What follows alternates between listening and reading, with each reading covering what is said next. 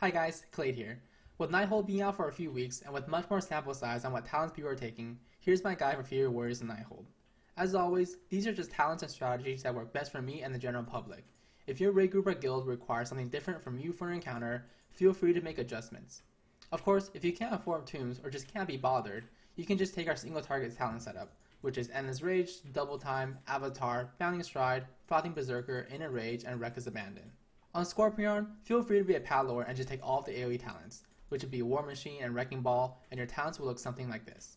This fight should be pretty self-explanatory on strategy, just save your AoE burst for when the adds show up.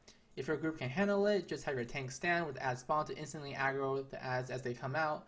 AoE trinkets like Windscar Whetstone and High Mastery works very well for this. On Chronomatic Anomaly, you want to switch out Wrecking Ball for Avatar since AoE here is much more about burst rather than constant AoE, and you spend a large part of the fight hitting a single target. The key in this fight is to make sure you have your Battlecry plus Odin Sphere combo up for when the ad splits into 4. On Trilliax, you want to go with a full single target build since all melee does on this fight is to eat cakes and DPS Trilliax, and his mirror image if you're on Mythic. Warriors probably have the easiest time eating cakes since we can leap out and charge back in. If you can do this leap and charge back in place of a Furious Slash, it can even be a gang in DPS. No restrictions on your cooldowns in this fight, use them as they come up unless he's about to cast Annihilate. On Spellblade Alluriel, you make the choice between War Machine and Endless Rage based on your preference since both of these talents can output similar numbers. If your raid has really asymmetrical AoE due to some people instantly bursting one ad down, then War Machine will be favored. For this fight, pay attention to when the boss will cast Animate next and make sure your AoE burst is ready for this. On Tichondrus, your talent should be the AoE talent setup again. There is a variance in your second talent row between Double Time and Shockwave. If your raid is tanking the bloods in melee, then Shockwave is a great talent to take in order to stun the adds so they don't keep healing to full. If you want to be a full Pad Lord, use your AoE burst window in the last few seconds of the Bad's phase since more bats spawn as you get further into the phase. On Star Augur Eternius, the majority of people go with a single target build, and there are some that try to make a case for Massacre if they have to execute ring, though I heavily recommend against this unless your group really needs you to take Massacre. War Machine is also a viable option for this fight and is almost a safer version of Massacre on this fight since later in the fight, Eternius starts summoning small adds that can be AoE down in less than a global.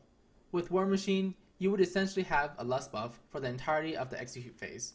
As far as CD use, keep track of timers and make sure you're not popping your cooldowns if failed injections or novas will happen in the next few seconds. On Crosis, just go with a single target setup. For this build, use your CDs at will if your group is really good at soaking the adds. If your group has a lot of adds spawning each time, feel free to hold your burst AoE for when the adds spawn. Your Heroic Leap should be able to be used for every Bridge Smash and Burning Pitch. You can get a couple more DCDs on Crosis if you time your leap to be at the end of Smash. This can and should be used to keep your Juggernaut stacks on the boss. On High Botanist Telearn, you can go with the AoE build with War Machine and Wrecking Ball for normal and heroic, but change your avatar for Mythic. Just make sure that you are tagging the adds in some way before they die so you can keep your War Machine buff up. Using Heroic Throw as a Lasher orb is about to die, far from me always helps.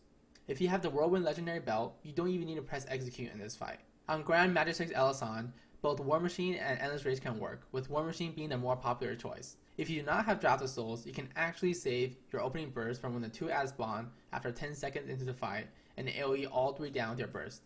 Remember that you can get 2 applications of the fast buff from 1 ad kill. The buff will last slightly longer than the duration of the buff. If you somehow got the fast buff late, you can always get a slow debuff on purpose, which will allow you to get a new fast buff. Oh, also, remember to never leap through the middle of the room. The beam in the middle will one-shot you if you try to jump through it.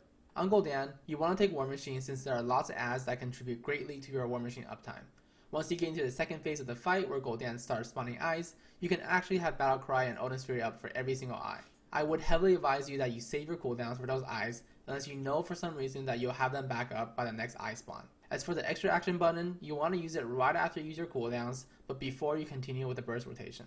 And that's it for my Fury Warrior guide for the Nighthold raid. Let me know down in the comments if there are any other tips for Nighthold that you guys use. Thanks for watching the video, and be sure to subscribe to the channel. See ya!